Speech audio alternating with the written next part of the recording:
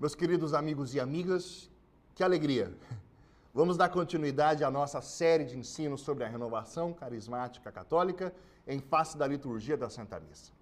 Nós já falamos um pouco sobre a natureza da RCC, a sua catolicidade e sua definição como movimento e corrente de graça. Hoje, nós vamos perceber como os primeiros líderes da renovação, imbuídos da missão de serem agentes de um verdadeiro fluir de uma graça específica sobre toda a igreja, eles sonhavam e planejavam uma experiência carismática que pudesse voltar ao seu berço de origem, como na igreja da primeira hora. E qual é esse berço de origem? O processo de iniciação cristã. Nós veremos que para esses líderes, propiciar a experiência do batismo no Espírito Santo na iniciação cristã seria um verdadeiro dínamo para a vida pastoral da igreja, tornando a celebração litúrgica mais vibrante, a catequese mais convincente e inspirada, a pastoral mais ardorosa e assim por diante. Então vamos começar. Os primeiros líderes da renovação entendiam que a experiência do batismo no Espírito Santo, que originou as reuniões de oração carismáticas, gerava uma verdadeira corrente de graças para a vida de toda a igreja. Naquele então, como a gente já falou, se buscava contrapor a noção de corrente de graça à noção de movimento, por causa do medo de que a noção de movimento particularizasse ou limitasse o batismo no Espírito Santo a apenas um grupo de pessoas. Era nesse contexto que frases como a renovação não é um movimento da igreja, mas a igreja em movimento, né? Era nesse contexto que as frases assim iam ganhando voz e vez.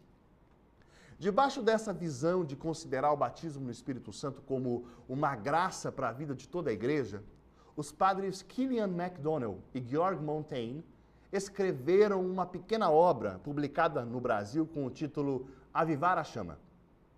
Esse livro pequenino, ele foi apresentado pela Comissão de Serviço da RCC dos Estados Unidos à Conferência dos Bispos Estadunidenses, né? Assim escreveu o bispo da Diocese de Alexandria, em Louisiana, Dom Samuel Jacobs, que pessoalmente tinha experimentado aquilo que nós chamamos de batismo no Espírito Santo. E isso ele escreveu na carta de apresentação do livro Avivar a Chama. Acompanha comigo no slide. Esse documento e muitos outros estudos deixam claro que a graça de Pentecostes, conhecida como batismo no Espírito Santo, não pertence a nenhum movimento particular, mas a toda a igreja. De fato, não é nada realmente novo, fazendo parte dos desígnios de Deus para seu povo, desde aquele primeiro Pentecostes em Jerusalém e através de toda a história da igreja.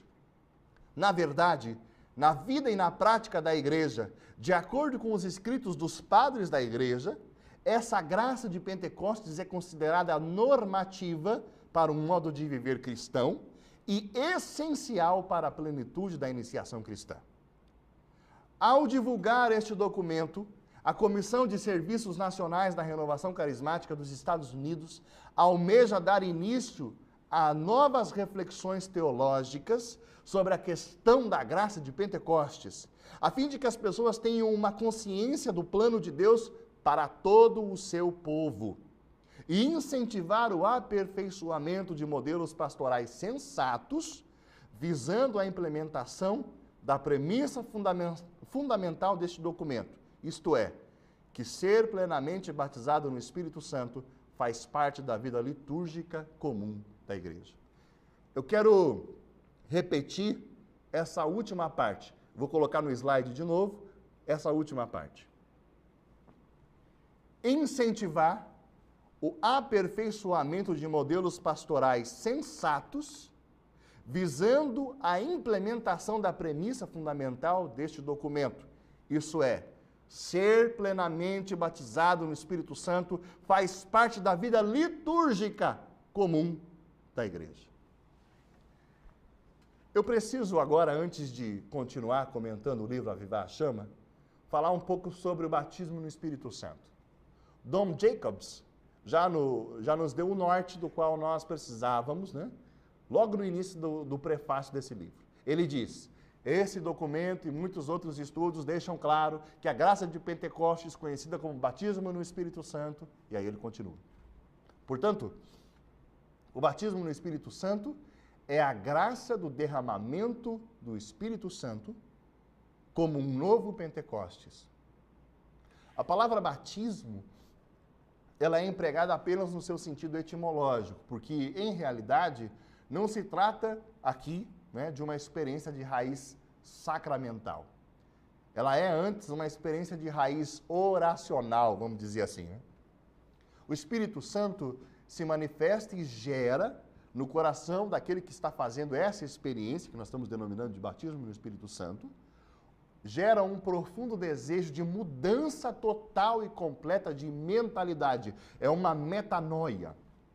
Na maioria das vezes, mas isso não é uma regra, essa experiência é acompanhada das manifestações dos carismas efusos, como nós podemos atestar, inclusive, nos Atos dos Apóstolos. Assim como a manifestação do Espírito não aconteceu exclusivamente no dia de Pentecostes, mas se testemunha uma série de outras efusões do Espírito Santo nos Atos dos Apóstolos, assim também nós continuamente pedimos a efusão do Espírito. Contudo, o batismo no Espírito Santo é aquela experiência primeira que marcou o início de toda uma mudança da nossa vida. Assim como o Pentecostes também marcou o início da vida pública da igreja, digamos assim. Muito bem, voltamos agora para o livro Avivar a Chama. Logo no início do livro, os autores escrevem, acompanha comigo no slide. Recebestes o Espírito Santo quando abraçastes a fé, Atos 19:2. A essa pergunta de São Paulo, nós, como católicos, respondemos um sincero sim, pois nos sacramentos de iniciação recebemos verdadeiramente o Espírito Santo. Contudo, somos convidados a avivar a chama, a reanimar o dom de Deus, por meio de uma conversão cada vez mais sincera a Jesus Cristo. Estamos escrevendo aos bispos e líderes pastorais da Igreja Católica, isso é a Renovação falando, né? Para compartilhar a nossa convicção de que o batismo no Espírito Santo, assim chamado pelos escritores cristãos primitivos, é a chave para levarmos uma vida cristã plena. Nesse documento, o batismo no Espírito Santo se refere à iniciação cristã e a seu novo despertar na prática cristã. A igreja primitiva utiliza o batismo no Espírito Santo para a iniciação cristã. O emprego desta frase hoje, em relação ao despertar mais tardio da graça sacramental original, não significa, de modo algum, um segundo batismo. Preste atenção. Não estamos sugerindo que o batismo no Espírito Santo acontece apenas na renovação carismática, pois a experiência pastoral e a reflexão teológica nos levam a crer que a graça do batismo no Espírito Santo destina-se a toda a igreja. Aí o livro explica: o emprego generalizado de batismo no Espírito Santo por pentecostais e evangélicos ortodoxos leva alguns católicos a desconfiarem que a frase está ligada ao fundamentalismo. Porém, como ela se encontra nas Escrituras e em autores destacados dos primeiros séculos, e é usada em quase todas as igrejas católicas e protestantes igualmente, onde existe renovação carismática, o presente documento opta por manter. E agora, preste atenção no que o livro vai dizer. O batismo no Espírito Santo não se prende a nenhum movimento, quer liberal, quer conservador. Também não se identifica com um único movimento, nem com um único estilo de oração, culto ou comunidade. Ao contrário, acreditamos que este dom faz parte da herança cristã de todos os que receberam os sacramentos da igreja. O livro Avivar a Chama, ele vai afirmar ainda, baseado no testemunho patrístico, que o batismo no Espírito Santo e os carismas eram, na igreja primitiva, uma experiência ligada à iniciação cristã e à liturgia oficial da vida pública da igreja.